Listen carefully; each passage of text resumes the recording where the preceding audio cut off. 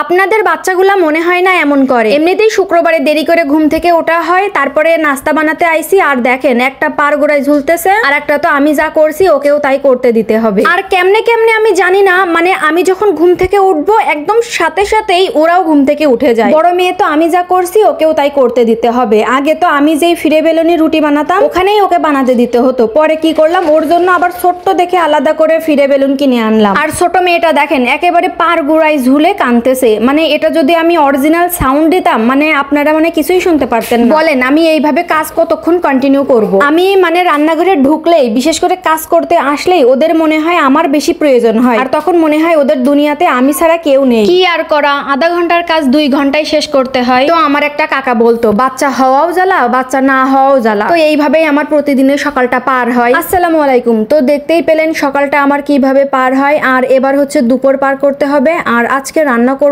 হচ্ছে কবুতরের মাংস। তো এই যে 4টা কবুতর এনেছে, একেবারে পরিষ্কার করে এনেছে, তারপরেও আমি বাড়িতে একটু পুড়িয়ে নিয়ে যা ছোট ছোট লোম থাকে সেগুলো পরিষ্কার করে নিয়েছি। বেশ কিছুদিন হয়েছে কবুতরের মাংসটা খাওয়া হয়নি। আমার ঘরে যেহেতু 2টা বাচ্চা আছে, ওরা তো আর বলতে পারে না যে ওদের জন্য কোন খাবারটা বেশি গুরুত্বপূর্ণ, তো মায়েদেরকে এই বিষয়গুলো দেখতে হয়। কবুতরের মাংস যেহেতু নরম হয় ওরা খুব সহজেই খেতে পারবে, মানে বিশেষ করে আমার ছোট মেয়েও খেতে পারবে। মাংস রান্না করার জন্য যা যা মশলা লাগবে আমি কিন্তু সবগুলোই শিলপাটায় সুন্দর করে বেটে নিয়েছি। শুধু যে ওর বাবা তা কিন্তু নয়, ফ্রিজে রাখা মশলা আমার কাছে একদমই ভালো লাগে না। আমি মানে যতটুকু পারি আমি ততটুকুই বাটা মশলা দিয়ে রান্না করার চেষ্টা করি। এই তো সবগুলো মশলা সুন্দর করে কষিয়ে নিয়েছি, তারপরে ধুয়ে রাখা কবুতরের মাংসগুলো দিয়ে দিলাম। সাথে আমি অনেকগুলো আলু কেটে দিয়েছি, আমার বাচ্চারা আলু খেতে অনেক বেশি পছন্দ করে। আজকে একটু পোলাও রান্না করব, কারণ আমার বড় মেয়ে পোলাও খেতে অনেক বেশি পছন্দ করে। আমি যেদিন পোলাও রান্না করি দেখা যায় ও খুব তৃপ্তি সহকারে ভাতগুলো সব খেয়ে নেয়। বেশ কিছুদিন আগে ও বুঝতো না যে ওর কোন খাবারটা পছন্দ, কোন খাবারটা খেলে ওর ভালো লাগে, কিন্তু এখন দেখি বলে যে আম্মু আমার জন্য এটা রান্না করো, আর আমি সেটা যদি রান্না করে দিই ও খুব সুন্দর করে খেয়ে নেয়। পোলাও রান্না করার জন্য যে পানিটা প্রয়োজন হয় আমি এখানে সেই পানি এখন মেপে নিয়ে গরম করতে দেব। আমি 2 গ্লাস পোলাও চাল দিয়েছি, আর এখানে 4 গ্লাস পানি দিলেই হয়ে যাবে। তো 2টা চুলায় রান্না করছি, আমার অনেক দ্রুতই রান্না করা হয়ে যাবে। আর আমাদের বাড়িতে মাংস রান্না করলে আর কিছুই লাগে না, মানে শুধু মাংস হলেই সবাই ভাত খেয়ে নিতে পারে। আজকে কড়াইতেই পোলাওটা রান্না করব,